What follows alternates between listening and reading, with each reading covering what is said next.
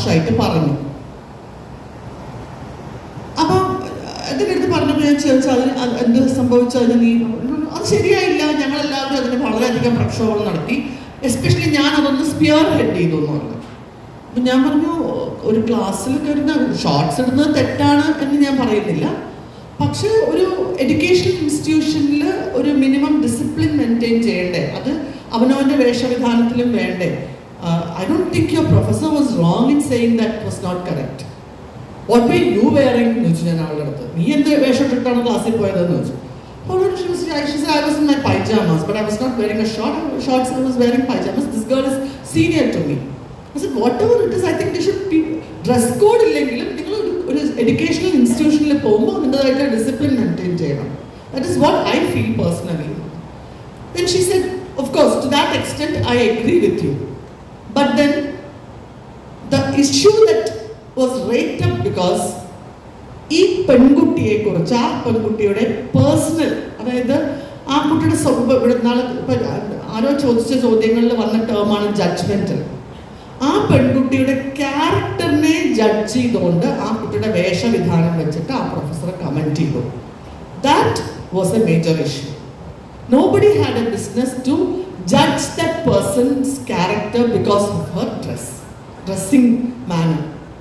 അതിൽ ഞങ്ങളെല്ലാവരും പ്രക്ഷോഭിതരായി, ഞങ്ങളെല്ലാവരും അത് വിഷയമാക്കി. അത് ശരിയല്ല, ആ കുട്ടി ശരിയായിരിക്കാം, ആ കുട്ടി കയറി വന്നത് ഡിസിപ്ലിൻ ഒരു എഡ്യൂക്കേഷൻ ഇൻസ്റ്റിറ്റ്യൂഷനിൽ ഇങ്ങനെയല്ല വരേണ്ടത്, പക്ഷെ അത് ആ കുട്ടിയുടെ സ്വഭാവം അങ്ങനെ ആയതുകൊണ്ടാണെന്ന് പറയാനിട വരുത്തരുതെന്ന് പറഞ്ഞ് ഈ കുട്ടി തർക്കിക്കാൻ തുടങ്ങി.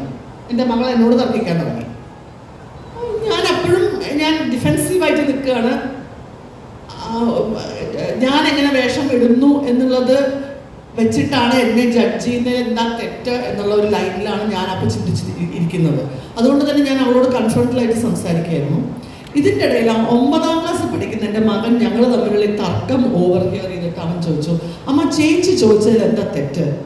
അപ്പം ചോദിച്ചു, നിനക്ക് എന്താ അതിനെ കുറിച്ചിട്ട് അറിയാം? അന്ന് അവൻ 9ൽ പഠിക്കുക. അപ്പം അവൻ എൻ്റെ അടുത്ത് ചോദിച്ചൊരു ചോദ്യം എനിക്ക് തോന്നുന്നു വളരെയധികം പ്രസക്തികളാണ്. ചിലപ്പോൾ ഞാൻ മാറി ചിന്തിക്കാൻ എനിക്ക് എന്നെ പ്രേരിപ്പിച്ചൊരു വിഷയം അതായിരിക്കും. He said, എൻ്റെ ഒരു ക്ലാസ്മേറ്റ്, ഒരു ഗേള് നാളെ എൻ്റെ മുമ്പ് കൂടെ കംപ്ലീറ്റ്ലി ന്യൂഡായിട്ട് നടക്കുകയാണെന്ന് വിചാരിക്കും. Does that give me a license to misbehave to her? ആ പെൺകുട്ടി എങ്ങനെ നടന്നാലും, വേഷം കെട്ടി നടന്നാലും വേഷം ഇല്ലാതെ നടന്നാലും, അത് എനിക്ക് ആ പെൺകുട്ടിയോട് മോശമായി പെരുമാറാനുള്ള ഒരു ലൈസൻസ് ആണോ? അല്ലല്ലോ.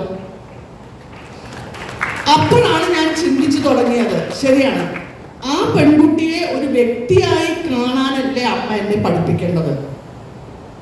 അന്ന് ഞാൻ ചിന്തിച്ചു, ശരിയാണ്.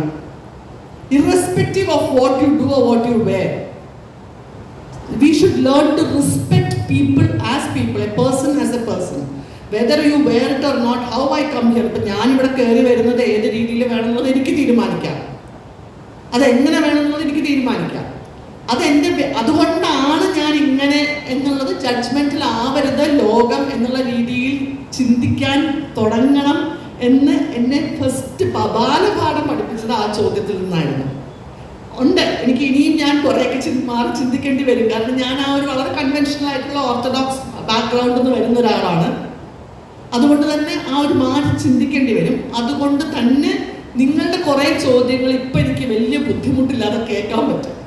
കാരണം നിങ്ങൾ കുറേ ആൾക്കാർ ചിന്തിക്കുന്നു. കാരണം ഇപ്പം എല്ലാവരും പറയുന്ന ഒരു കാര്യമുണ്ട്, പ്രത്യേകിച്ചിട്ട് ഞാനൊരു ലോയർ ആയതുകൊണ്ട് പലരും എടുത്ത് ചോദിക്കും മാരേജ് ലോസിനെ കുറിച്ചിട്ടും ഡിവോഴ്സസിൻ്റെ നമ്പർ കൂടുന്നതിനെ കുറിച്ചിട്ടും പലരും ചോദിക്കാറുണ്ട്.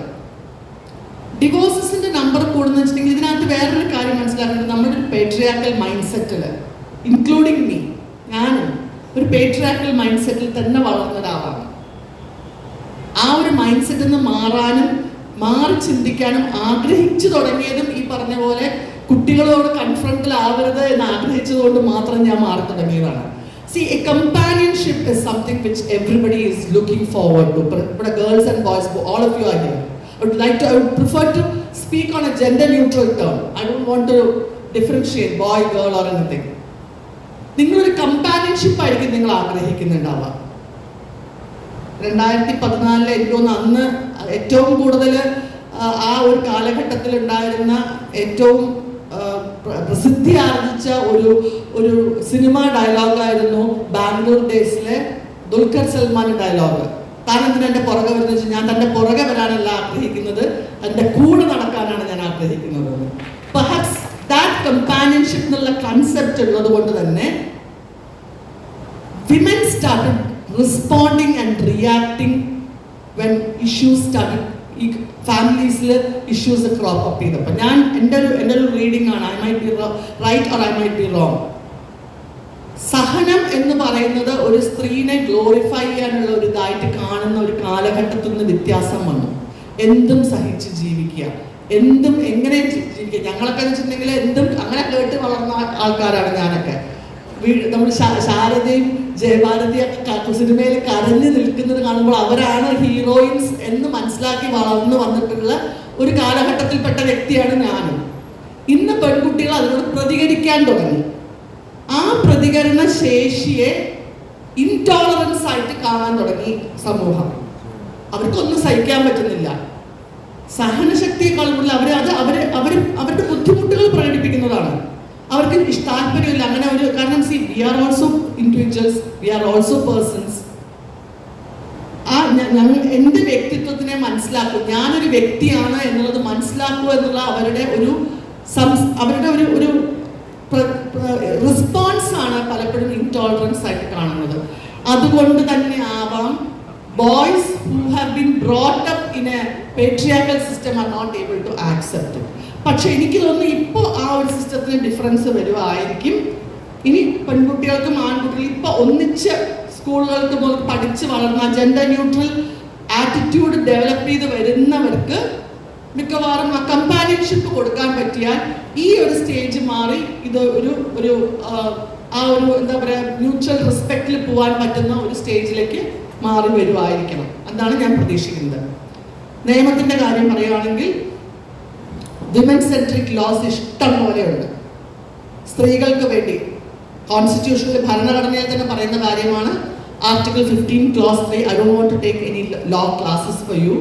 ആർട്ടിക്കിൾ 15 ക്ലോസ് 3 എടുത്തു പറയുന്ന ഒരു കാര്യമാണ് സ്ത്രീകൾക്ക് വേണ്ടിയിട്ടും കുട്ടികൾക്ക് വേണ്ടിയിട്ടും ഉണ്ടാകുന്ന നിയമങ്ങൾ അത് ഭരണഘടനാ വിരുദ്ധമല്ല. In spite of the constitution saying that any laws that are which goes against, like for example, for that matter, if it's biased towards sex, religion, caste or place of birth are in violation of constitution. അതായത് sex, caste, place of birth, creed ഇതൊക്കെ നോക്കി പ്രത്യേക നിയമങ്ങൾ ഉണ്ടാക്കുന്നത് ഭരണഘടനാ വിരുദ്ധമാണ് എന്ന് പറഞ്ഞാൽ സ്ത്രീകൾക്കും കുട്ടികൾക്കും വേണ്ടി ഉണ്ടാക്കുന്ന നിയമങ്ങൾ for the benefit of the women and children they are not unconstitutional എന്ന് ഭരണഘടനയിൽ തന്നെ പറയുന്നുണ്ട്. ഭരണഘടന വരുന്നതിന് മുമ്പേയും സ്ത്രീകൾക്ക് വേണ്ടിയിട്ട് പ്രത്യേക നിയമങ്ങളുണ്ട്. 1929 you remember, right, there's a Child Marriage Restraint Act. 1961 we had the Dowry Prohibition Act. പക്ഷേ എനിക്കും നിങ്ങൾക്കും ആ നിയമം കൊണ്ട് ആവശ്യമുണ്ടെന്ന് തോന്നിയാൽ മാത്രമേ ആ നിയമത്തിന് പ്രാബല്യം വരുള്ളൂ. വെറുതെ ബ്ലാക്ക് ആൻഡ് വൈറ്റിൽ അതിന് നിയമം ഉണ്ടായിട്ട് കാര്യമില്ല. 29 സർദാർ ആക്ട് എന്നറിയപ്പെടുന്ന ചൈൽഡ് മാരേജ് ശൈശവ വിവാഹ നിരോധന നിയമം ഉണ്ടായിട്ട് വല്ല കാര്യം ഉണ്ടായോ? ഒരു കാര്യം ഉണ്ടായില്ല. അതിനുശേഷം പല കോഡിഫിക്കേഷൻസ് വന്നപ്പോഴും prevention of children child marriage prevention act recent 2006 and 2016 അമെൻമെന്റ്സ് കൊണ്ടുവന്നു.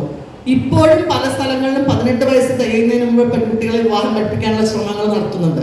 ഇപ്പോൾ അത് തടസ്സപ്പെടുത്താൻ മുന്നോട്ട് വരുന്നുണ്ട് ആൾക്കാർ. എന്തുകൊണ്ട്? സമൂഹത്തിന് അതിന് ആവശ്യമുണ്ടെന്ന് തോന്നി.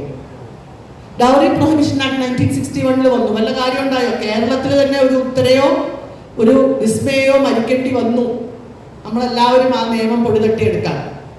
Unless and until all of us want that act or a statute or a law, ആ നിയമത്തിൻ്റെ ആവശ്യമുണ്ടെന്ന് നമ്മൾക്ക് തോന്നണം. എന്നാലേ ആ നിയമത്തിന് യഥാർത്ഥ പ്രാബല്യം കിട്ടുള്ളൂ. അല്ലെങ്കിൽ ആ നിയമം കൊണ്ട് യാതൊരു കാര്യം ഉണ്ടാവില്ല. ഡൊമസ്റ്റിക് ഈ ലോ എന്ന് പറയുന്നത് പല രീതിയിൽ പല സന്ദർഭങ്ങളിലും മാറി മാറി മാറി വരുന്ന ഒരു കാര്യമാണ്. പല ലോ മേക്കേഴ്സും വളരെയധികം ദീർഘവീക്ഷണം നടത്തിയിട്ടുള്ള നിയമ സംഹിതകളാണ് ഇന്ത്യൻ പീനൽ കോഡ്. 1860 1860. നാളെ മുതലാണ് അതിനകത്ത് വ്യത്യാസങ്ങൾ വരുന്നത്. ഭാരതീയ ന്യായ സംഹിത എന്ന് പറഞ്ഞിട്ട് മേജറായിട്ടുള്ള വ്യത്യാസങ്ങളിലും ഇല്ലെങ്കിലും കുറേ കാര്യങ്ങൾ ഉൾപ്പെടുത്തിയിട്ടുണ്ട് അതിനകത്ത്. കമ്മ്യൂണിറ്റി സർവീസ് എന്നുള്ള കോൺസെപ്റ്റ് തന്നെ ഭയങ്കര ഇതാണ്. ഒന്ന് ആലോചിച്ചു, കമ്മ്യൂണിറ്റി സർവീസ്, അതായത് ഒരു കുറ്റം ചെയ്താൽ അതിന് ശിക്ഷയായി സാമൂഹ്യ പ്രവർത്തനം, കമ്മ്യൂണിറ്റി സർവീസ് നടത്തുക എന്നുള്ളത്. ആ ഒരു കോൺസെപ്റ്റൊക്കെ കൊണ്ടുവന്നിട്ടുള്ള വ്യത്യാസങ്ങളുണ്ട്. നിയമത്തിന്റെ കാഴ്ചപ്പാടിൽ വന്നിട്ടുള്ള വ്യത്യാസങ്ങളിൽ ഒന്നാണ് 2005 വന്നിട്ടുള്ള domestic violence act, prohibition of domestic violence towards women act. അതിൻ്റെ അകത്ത് മാരേജ് എന്നുള്ള ചട്ടക്കൂടിൽ നിന്ന് കുറച്ച് വ്യത്യാസപ്പെട്ട് ചിന്തിക്കാൻ നിയമം തുടങ്ങി.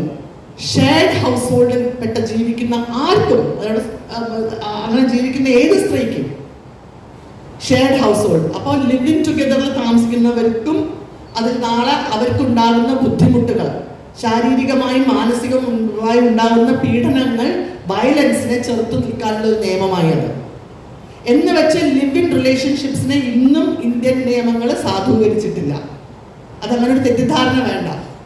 Live in relationship have not been put in akin to marriage. Marriage എന്നുള്ള സൊസൈറ്റി കോൺസെപ്റ്റിനെ അവിടെ നിലനിർത്തിക്കൊണ്ട് തന്നെയാണ്. എന്നാൽ ലിവ് ഇൻ റിലേഷൻഷിപ്പിൽ ഉണ്ടായിട്ടുള്ള കുട്ടികളുടെ റൈറ്റ്സ് പ്രൊട്ടക്ട് ചെയ്യാനാണ് പലപ്പോഴും ലിവ് ഇൻ റിലേഷൻഷിപ്പിന് ഒരു മാരേജിന്റെ ഇക്വിവാലൻസി കോടതികൾ കൊടുത്തിട്ടുള്ളത്. കാരണം കുട്ടികളുടെ കാര്യത്തിൽ അതിൽ ഉണ്ടായിട്ടുള്ള കുട്ടികൾക്ക് ലെജിറ്റമസി കൊടുക്കാനും അവരുടെ റൈറ്റ്സ് സംരക്ഷിക്കാനാണ് കൊടുത്തിട്ടുള്ളത്. അങ്ങനെ തെറ്റിദ്ധരിച്ച് അവരുടെ പത്രങ്ങളിൽ വരുന്ന വാർത്തകളിൽ നിന്ന് ചിലപ്പോൾ നമ്മൾ മനസ്സിലാക്കുന്നതിൽ തെറ്റിപ്പോരുത്. അതുകൊണ്ടാണ് അത് പറഞ്ഞു തരുന്നത്.